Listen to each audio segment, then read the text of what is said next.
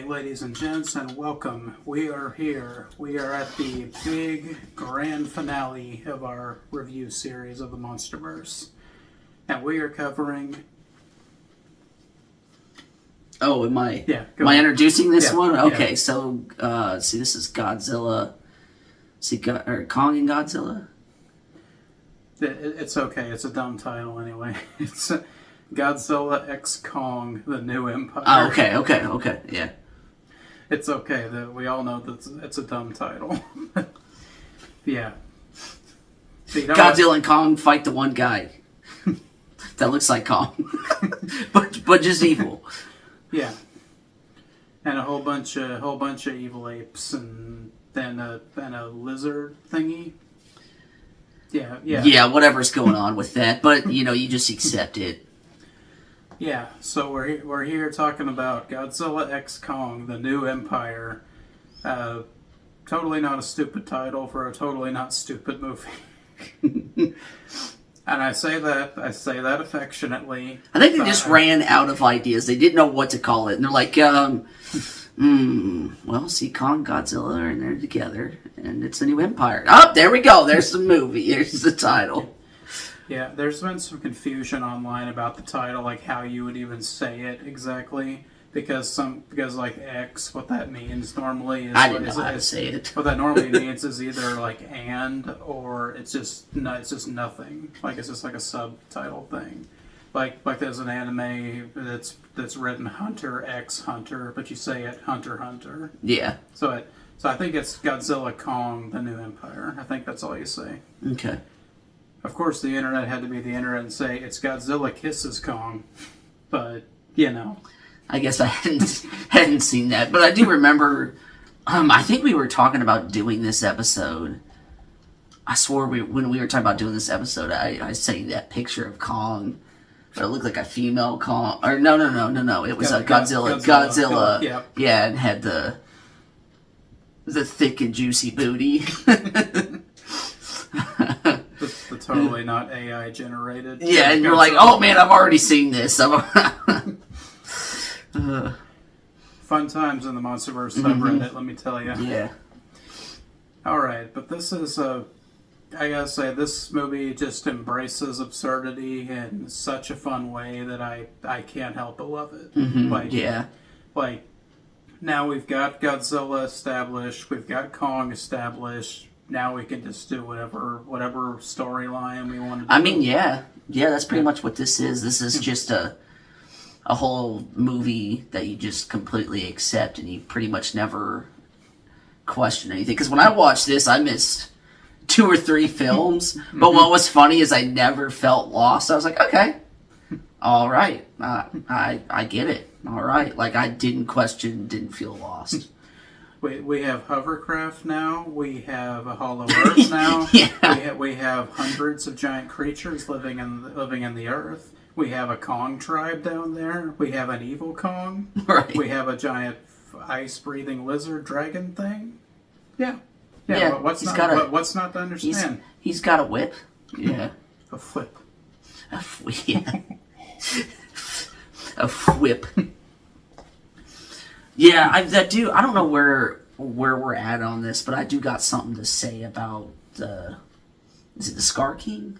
Yeah, Scar King is the main villain of this movie. So can I give my thoughts on him? Just go for it. Yeah. Okay, so like now when him being the main bad guy, I was not expecting him. Okay, so he was like at this one strength level, and then when he got to the point where he knew he couldn't beat you, it was like he pulled out the other creature. Yeah. So technically, if it wasn't for, can you remind me what that creature's name was? The lizard. Yeah. Shimo. Shimo. Am I saying that? Shimo. Shimo. Yeah. When he'd bring Shimo out, and then he could hurt her to do his bidding. Mm-hmm.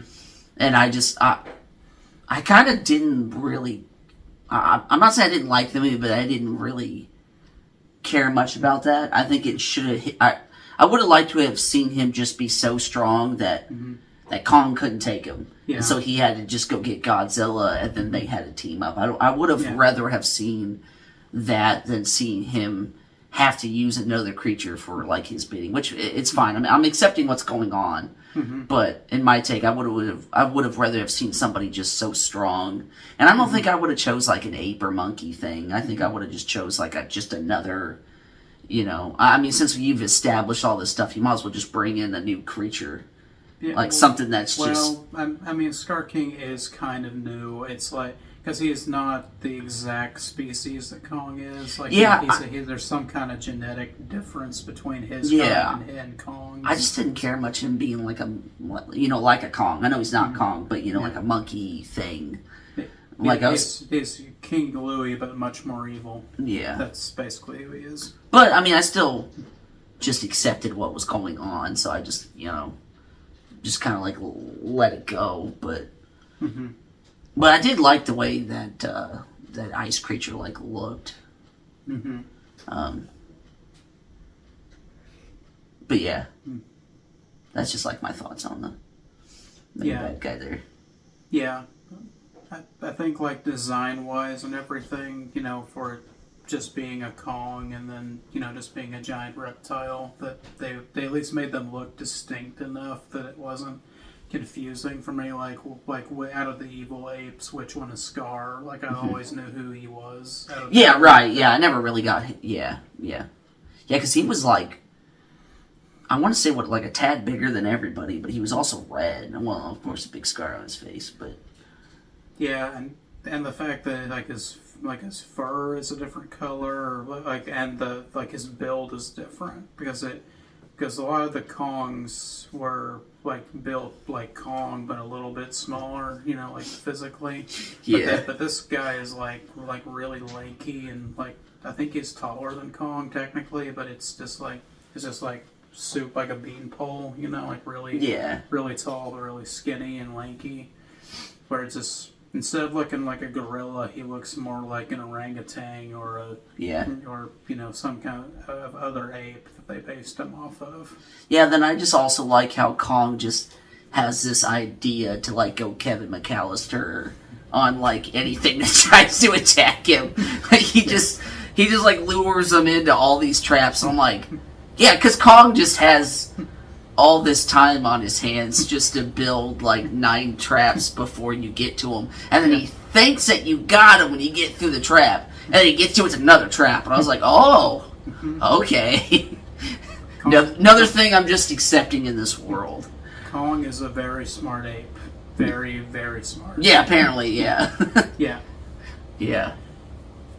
But I love that thing where that opening scene with Kong, it looks like he's getting chased by these wolf pig looking things. Yeah. Really bizarre, creepy looking things. I just really like I like the design of them, and I love that they're those one he causes the rock slide to happen and it kills a bunch of them. He's got the punji sticks that kills a few of them, and then because he knew how to make a punji pit. Yeah. I really like that even after all that, there's still a few of those dog things alive, and they're still wanting to attack him after he's done all of this and he's killed their entire pack without even really doing anything. And then the one just runs at him, he just grabs it and just rips it apart. Yeah. And then I think doesn't he eat it? Yeah. Or he eats one? Yeah. Yeah. Okay, so are we just shooting off all of our ideas and things we like about this movie? Yeah, well... Okay, I didn't know. I'll try to cover everything. Okay. I really wanted to hear your take on it because this is what this was all building to anyway. Well, and I also just like Paulie. That's the Craze podcaster, right? Or is it Paul? The podcaster? Yeah, Bernie. Bernie. Okay, yeah. Sorry, Bernie. But yeah, I just enjoyed him in this, and I loved just how the science lady shows up to go talk to him to help figure out what's going on, and he's doing his podcast, and he's talking about the gargantuan insurance and about how they support their sponsors of his podcast, and it's like Godzilla might not care about your property, but gargantuan insurance does. Yeah, and that's they finally answered the question we've been asking. We've asked in the last two commentaries. We asked it when we did Godzilla with you, and I did with Pacific Rim with Haley. It's like, how does insurance work in this world where Right. giant monsters are destroying things constantly? Yeah, and then there's just moments when he's like, a lot of my blog, or a lot of my subscribers, or I mean, the only 100 I have.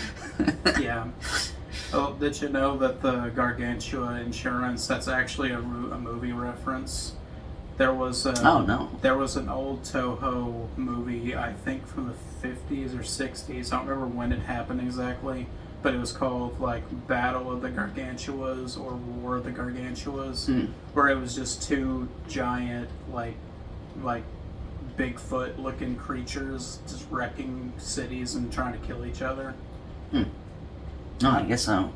I appreciated that because I was like, that's a really deep cut like kaiju movie reference that not a lot of people would get that. And I did like the lead science lady. I don't know why I can't think of her name. I'm sorry, I'm drawing a blank. It's okay. I was just calling her Rebecca Hall on the last one, but Eileen, I think's her name. Okay, yeah, she reminds me of another actress. She kind of reminds me of Molly Ringwald. She's like Rat Pack girl. I think most people know who Molly Ringwald is, and maybe not everybody, but like the Rat Pack big thing back in the 80s, I think. 80s, yeah. But yeah, she looks like she's like related to her. But anyway, like I kind of like enjoyed her presence on screen. Like I had no idea who she was. I was like, okay, she's a scientist. I probably should have watched the last movie. I would have known more who she was. And I did really like the deaf girl too. Yeah, Gia. Yeah. They really give her a lot to do in this movie. Yeah. Like they really expand on her character and her connection to Kong. That was from the last movie. Well, and I also liked that how she like accepted her as her daughter, and then you've got two parts like where she's explained to her, where you go, I go, and then and of course we're jumping way ahead, but since we're just throwing ideas left and right, the part at the end where she's like, I understand if you want to stay, and then she has that moment like with her mom, saying that, you know, you're my people, I go where you go, and me just being a father of a daughter, that part right there got me, and I was like, oh my gosh.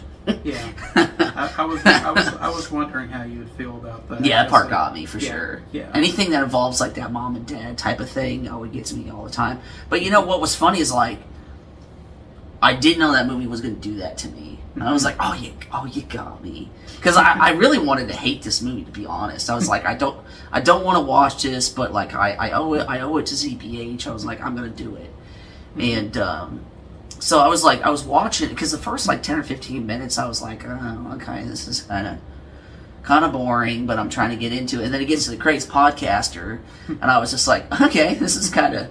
And then after that, I just enjoyed the movie. It was just like right after I got past that, it was just, I completely accepted what was going on, and I just started enjoying it instead of trying to hate it. But there also wasn't like, I didn't feel like there was anything that was trying to be snuck in there to try to tell me something. Like it was just a monster movie. I feel like that you could just like enjoy and just, you know, accept what's going on, and you're not really thinking about what you're watching. You're just like, yeah, okay. Yeah. Just simple, like big entertainment, like how they used to make, you know, they definitely like an old-fashioned monster movie. Yeah, they definitely don't make movies like they used to. It's real sad. But well, I mean, we might as well talk about your favorite character, Trapper, because I love that guy, and that's who you dressed as, right? Yeah. If the audience hadn't figured out who I was cosplaying as this whole time, It's Mr. Trapper, played by Dan Stevens, and I pretty much, the first scene he showed up in, I was like, I love this guy. Yeah. Because he is a dentist / like animal biologist that studies the Titans. Because there's a field. There's just a feel for that, but that is also one of those things that you're just like, I accept it. Yeah.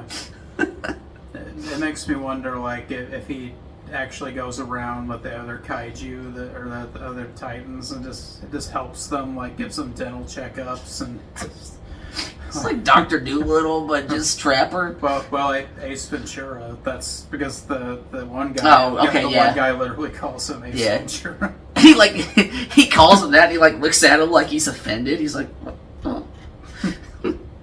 Yeah, and you know, I didn't see the point of the weird special op guy being in there. Like it was like him to die. Like I didn't. That was the entire point. Like that of was the character. whole point. I was like, what's the point of this guy? I was like, because already on screen, I was like, well, for one thing, I already don't like him.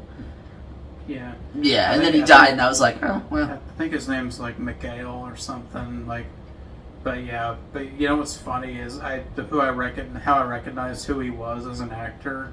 I put one thing together, but then I watched another person talking about this movie, and they made another connection for him as an actor. Mm-hmm. He was, I don't know if you watched the Uncharted movie with Tom Holland. Yeah, I kind of did. I watched it. I thought it was a trash film, but yeah, I watched it. Yeah, not speaking on the quality of the Yeah. film, but he plays the Scottish guy in that that's okay. like the henchman to the Yeah. one character, and that was the second he showed up, I'm like, isn't that the Scottish guy from that one movie? But he has like a slightly different accent in this.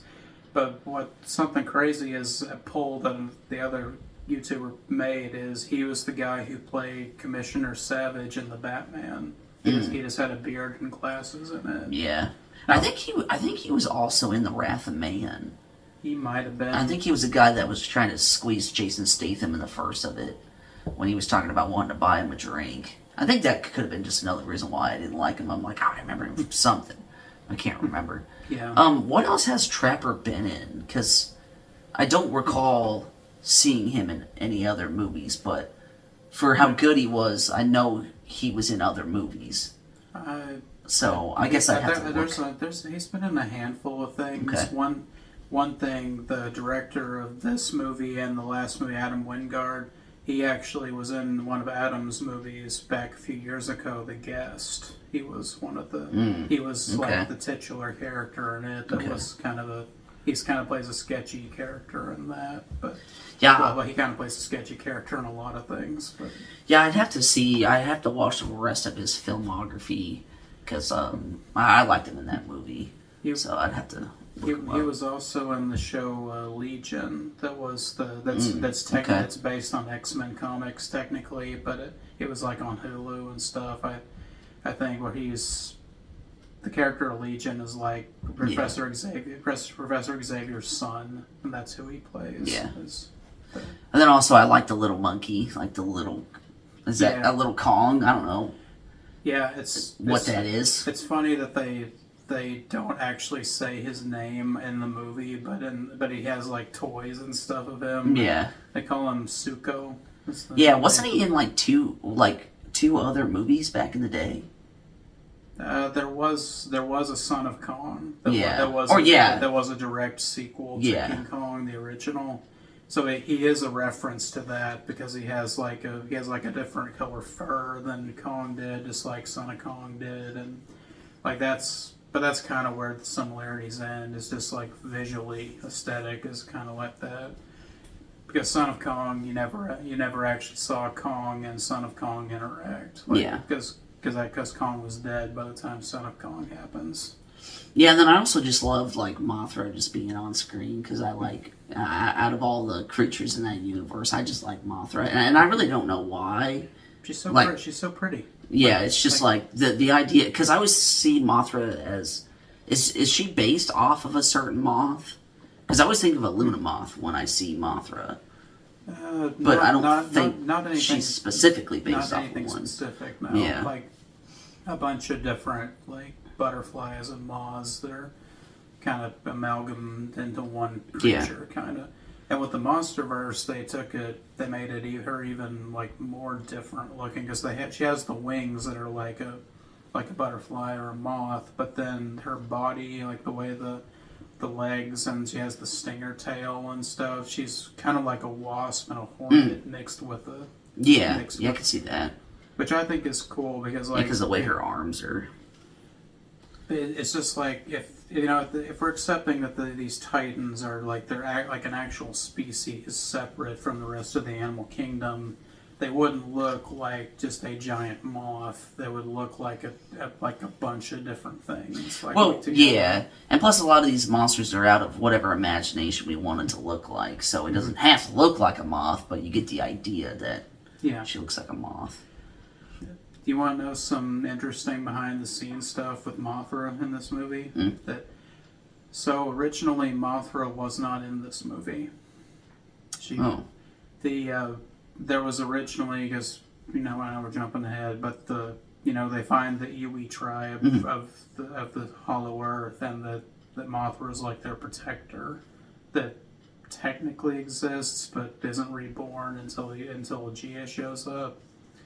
But that was actually it was going to be an original creature that they created. Okay. There's some, in the edit, I'll put the concept art of the creature that they were going to use. It's called Phosphora, where it was a winged creature like that, but it was kind of like a reptilian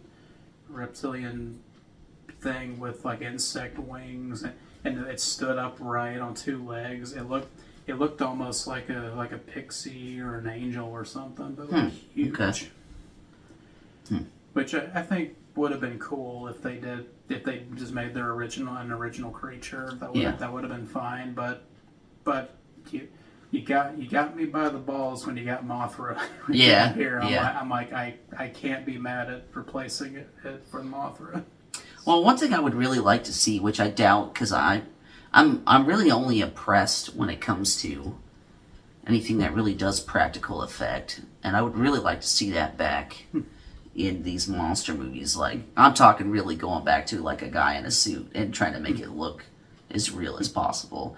And I know that's probably the people in the monster universe probably don't want that, because that's just me.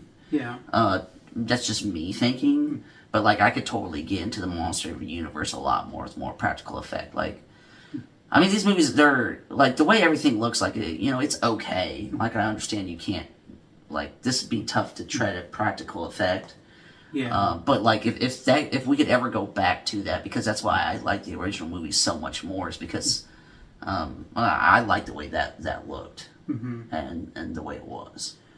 Yeah, because but like what they've done so far with the Monsterverse, where they have like the main titans are like motion capture, where you have Godzilla and Kong and Ghidorah, and like I don't think Rodan or Mothra were motion capture because they're like so weird, like, right? Proportions. Yeah, I don't know how you would do that, like as a human in a suit doing that.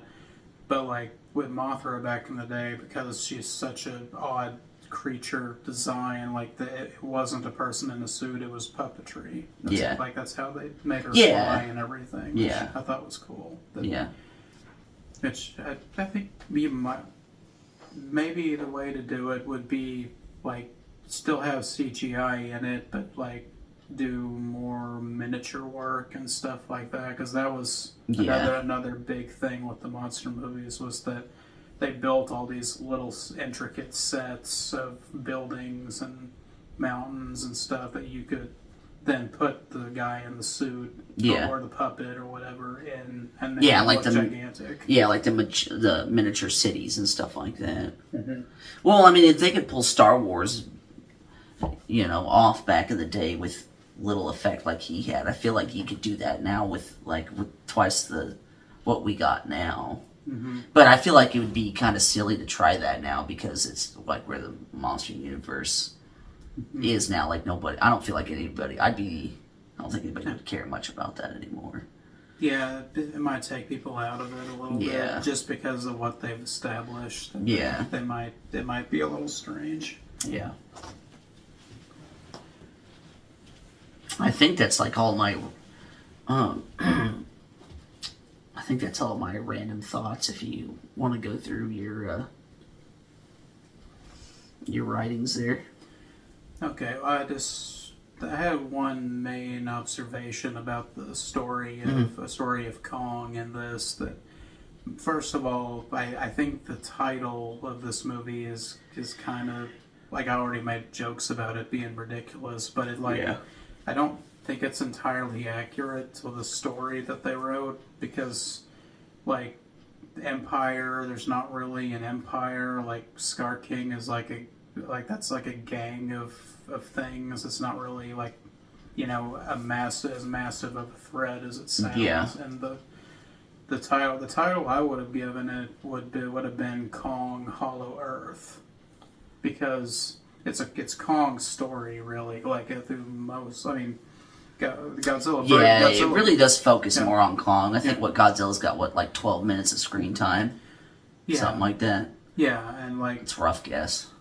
yeah, like I really like, and I'm not discounting Godzilla's appearance in the film, but I'm just imagining if they build this movie as Kong Hollow Earth, where it's Kong going exploring and then finding his people and then fighting against a tyrant and his because it's really like his story, like fighting, Yeah. throning the tyrant and freeing his people and all that. But imagine if they titled it Kong Hollow Earth, you went in to watch it, and you didn't know that Godzilla and Mothra were in it. Yeah. Can you imagine like how insane that would have been that they showed up and like did the like Avengers thing at the end with all three of them? Yeah. Like helping out. That's just something. Not to go on too much of a tangent, but like the MCU, like when there's a Captain America movie, other characters show up from the other previous things. Yeah. And you don't have to like say that they're in the movie in the title or anything. They're just there. Like they're just a part of the universe that's organically woven in there that you can just accept it because you know those characters and that they exist in the world. So you're not surprised exactly in the way that you're like, I know these things exist, Yeah. but I didn't know they were in the movie, so it's like a welcome surprise. Like, oh, okay, I didn't know this character I know was back in this and not a big role, not a main role, but like they're there. They do something important, and then they go on their merry way. Yeah. That was one of my main things. Is just like I felt like they kind of sold this movie weird, like the other movies I mentioned. The marketing and the trailers are just kind of weird in this series, where it's like, well, we got to show Godzilla and Kong both in the billing because we know they're established, and I think it was a money thing, honestly, because Godzilla versus Kong was the biggest opening, like the biggest moneymaker of the franchise. Yeah. Until this one came along and actually became, I think, the biggest one technically. But I think that was a board meeting. That was a focus group thing, or just some minutia thing that kind of got in the way of things, I think. Yeah.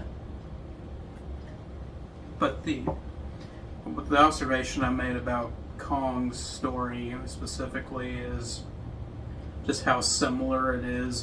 Have you ever played the most recent God of War games? No, I lost all time to game. That's fair, but like just the fact that I think Adam Wingard did it intentionally because he wears his influences on his sleeves. Like he doesn't deny like what inspired him and stuff. Like you made Kong older, a bit grayer, gave him a beard, gave him an axe, gave him a boy. Yeah. little boy sidekick. Yeah. And then going on this grand adventure of fighting all these monsters and bonding with his now surrogate son. Yeah. And the funny thing is, like, when I look back through some like gameplay of 2018 God of War, the villain in it, Baldur, is like he's like the main villain of it, and he's like this lanky, like proud jackass character. I'm like, it's Scar King, like like even the way he like stands and like grandstands in front of Kratos and everything, and then Kratos would just knock him around in a fight, and then Baldur would just keep getting back up. I was like, that's Scar King. That's right there. Yeah. So I just thought that was really fun. And it's touches on something I really like in storytelling, where it's just there's so much visual storytelling where there's no need for dialogue, there's no exposition. You're on a journey with characters that aren't speaking to each other. They're just communicating physically, and you get it. Like you understand what they're thinking, and it reminded me a lot of Primal. That's another series it reminded me of, because it just two characters going on a journey through a dangerous land together and fighting all kinds of deadly creatures and that kind of thing. Yeah. So I just really there's like a 15-minute segment in this movie that's just Zuko leading Kong across the Hollow Earth to his home, and that's where they fight the giant eel snake thing in the lake and kill it, and then they share it as a meal, which is kind of funny. Yeah. And then just the fact that Kong showed Zuko compassion for it was like the first time in his life that someone was actually had his back in a fight, and changed Zuko for the better.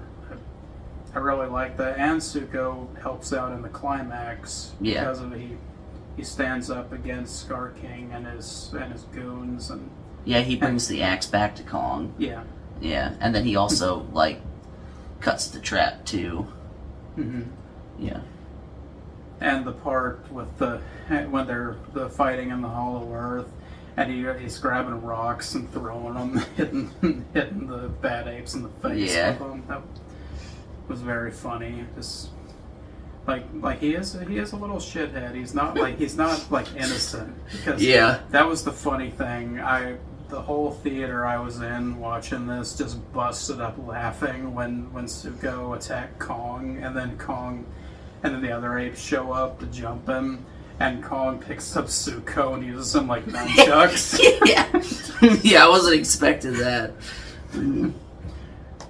Yeah, and just everything about Zuko's character, just the way it's done, and it's so simple and so well done that I appreciated that whole segment of the movie, just where you don't need any human characters. You can just let the monsters tell the story. Yeah, I think is really interesting. And since we have talked a lot about Kong, let's talk about Godzilla for a little bit, just because he's there, he's doing things, he's being quite funny at times because of how he was acting. So the whole plot of this movie starts with the signal that is sent out through vibrations from the Hollow Earth that Gia is sensing, and then the Titans are sensing it too, that it's something is coming from Hollow Earth to the surface, and they know it's a threat of some kind. So Godzilla hears that, he starts powering up. He goes around absorbing radiation so he can evolve and become stronger into his new hot pink spiky form. Yeah. But what'd you think about that form? Did you like it, or was it too much? The form didn't bother me. It was his roar. I absolutely couldn't stand his roar in this. It sounded very girly. Nee. It just. I was just I do not like his roar. But I mean, and other people might. So that's just my opinion. He's just girly. It's just girly. He's pink. And his roar's not strong. It was just I don't know. It was just kind of girly to me. Yeah, but this on his quest to evolve and become the next power level that he's getting, he's just going around killing all these other Titans. He's killing them all and sucking them dry. Yeah, in the comics, they don't explain it in the movie or anything. Scylla is the giant spider crab thing that he fights in Italy. That thing has been screwing with Godzilla for years, stepping out of line. Yeah. And Godzilla just finally had enough in this one. All right, you little son of a bitch, come here. Just knocked her over, just blasted her into oblivion. And I'm like, Scylla, you're a giant spider. What exactly are you gonna do to Godzilla? Well, now that other thing he fought in the water, that thing looked tough compared to the crab thing. Yes, and Tiamat is its name, and it's actually from the comics too, which Okay. I think it's cool that they're incorporating stuff from the comics into the movies now, even though they don't get a whole lot of explanation. You kind of get the point immediately with them. But Tiamat was a villain, and it was a villain Titan in the comics that was screwing around with Godzilla too. And Godzilla was just like, that's it. I'm cleaning house. I'm killing any of you guys that are causing me trouble, and I'm taking your power and I'm evolving. Yeah. Which I do like that, just because like Godzilla's not a villain, but he is kind of an asshole. Yeah. He's just finally fed up with everything and just. So he just kills everybody. Yeah. I like that. I like that interpretation of his character, where he's not a full-on villain like a Japanese Godzilla old movie would be, where he's just destroying everything. Yeah. He's only destroys things that piss him off, basically. It's like, if you just leave him alone, you just stay out of his way, there's no issue really. But just if you can't leave well enough alone, he's coming for you. I just like, and the fact that do you remember the part where in the Colosseum where he just makes that his bed now? Yeah. That whole thing was really funny, and the reason why Adam Wingard did that is because he was inspired to do that by his pet cat. Oh, really?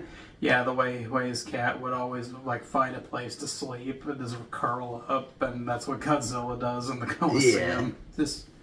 Just found a nice comfy place to curl up and sleep. Italians be damned.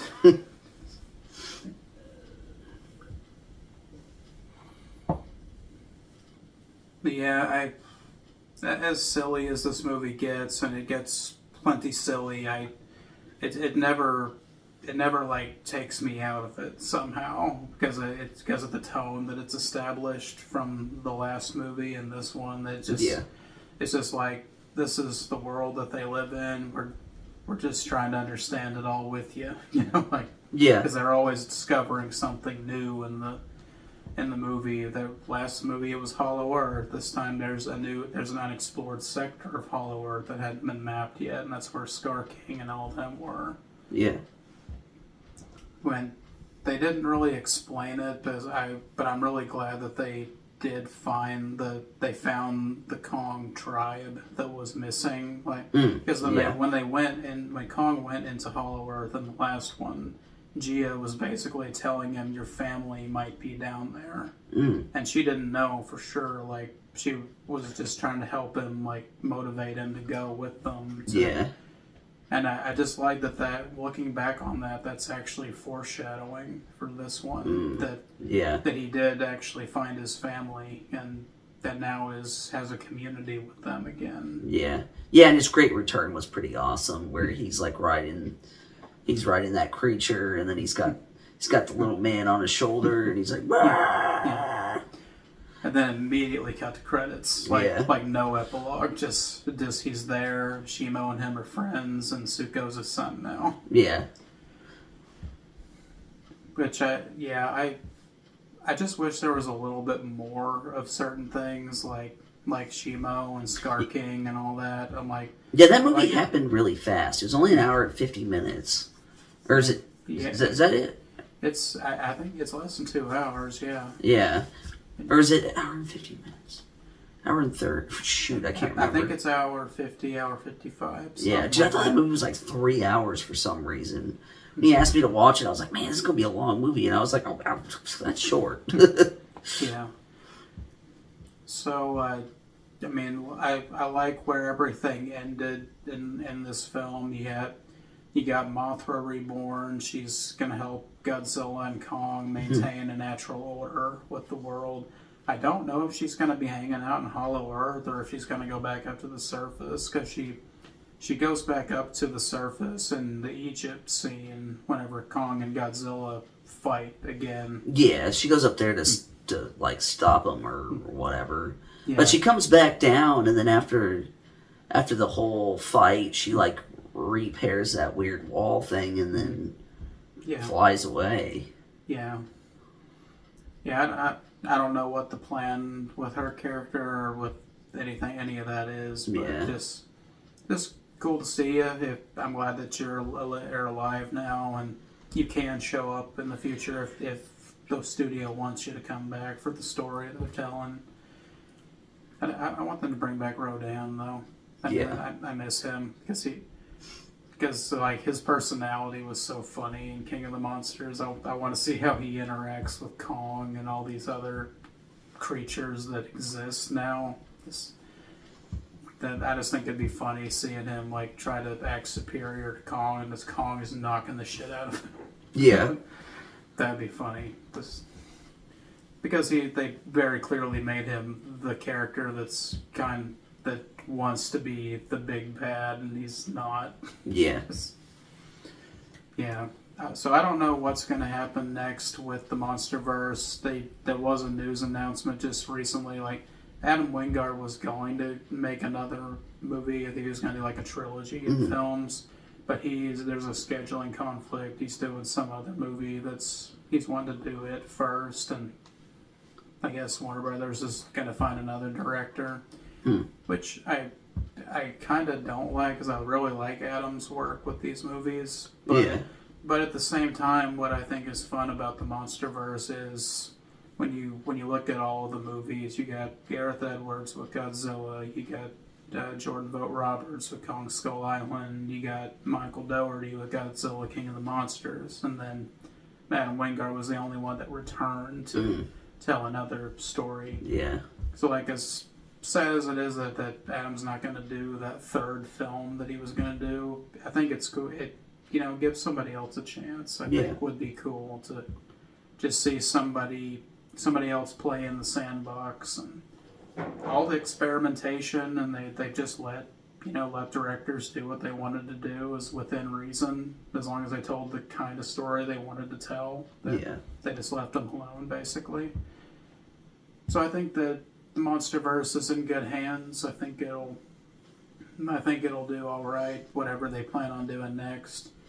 The next thing is supposed to be like Godzilla centric, so I don't know if it's gonna be like another Godzilla solo movie, or if it's gonna just be another Godzilla, Kong, Mothra, all-out monsters attack or something. I don't know what it's gonna be, but like Kong's arc, like story arc, is kind of done in this universe, I think, because like Kong Skull Island, Godzilla versus Kong, and this movie, he's kind of complete as a character, I think. Yeah.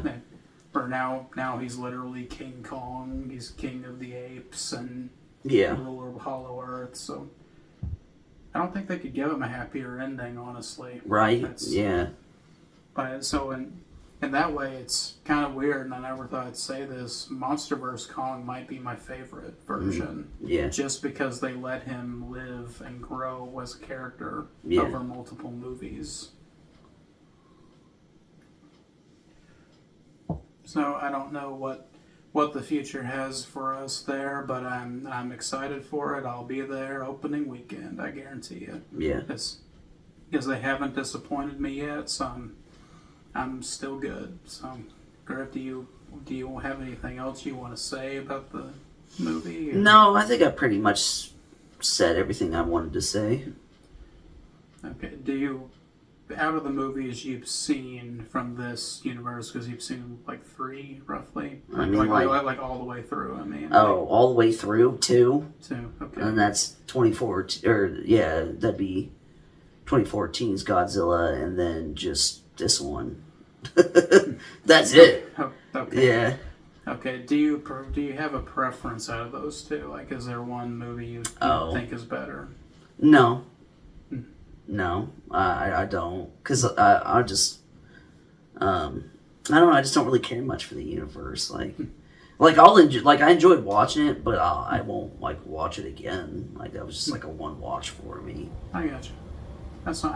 I was just curious because we never really talked about this before. So no, I never really no. What about you? Well, I'm so glad you asked. I'll give you my give you my ranking of these movies, and I don't know exactly my first and second favorite. It's kind of interchangeable, just depending on the day. This movie, Godzilla X Kong and Godzilla King of the Monsters, they're right like neck and neck for me. Because of Godzilla King of the Monsters, because of all the old lore brought in from like really old movies into the new canon in their own way, and this one just because of how insanely creative it is with what was set up and how much they explored of Hollow Earth and all the creatures and the ecosystem there, and just I think that those two are probably the best. Third or second, if you want, maybe you can just say those two tie for first, but the one right after that I think is Kong Skull Island. Just because there's a lot to that one. Oh yeah, I forgot. Sorry, I forgot I saw Kong Skull Island. Okay. I don't know why, but I forgot all about that one. It's been a long day of recording. I can understand that. Yeah. But I think, and I don't dislike any of these films. Like Godzilla vs. Kong, Godzilla 2014. They do what they were doing. They do what they do pretty well, I think. For the tone they were going for the story they were telling. Yeah. I think it's pretty well done, and it's one of the only like cinematic universes left that I care about. That was a funny realization when I was putting this all together. I was like, Marvel, I don't really care. DC, I don't care about much of that. Don't care about Star Wars anymore or any of the. Well, Planet of the Apes is like the exception. That's one. Planet of the Apes and Mad Max are kind of okay still. But Planet of the Apes has just gotten too far out there for me too. Like I liked a few of them, and then they just kept making them, and I'm like, like thanks, I guess, but I don't need any more. Yeah. But I mean, but there's people out there that want that next. It's like the Fast and the Furious, man. Like they put one out, That's they're like, another they're just like, we need another one, and I'm like, let's not. And they're like, what? You don't like? I'm like, I liked the first one. They didn't need to make any more after that. The first one was a solid film. Should have ended it. That was it. But no. How many is there now? Like 15? There's the last one that I saw was 10. But there's actually 11 because there's a spin-off movie before that. Oh, so, yeah, because there's like... Because didn't they just do like a part 1 and now they're doing a part 2? Yeah, and if Vin Diesel has his way, it's going to be a 3-parter. No, get the fuck out of here. Are you serious? I'm serious. Oh my gosh. I don't know how people can do it.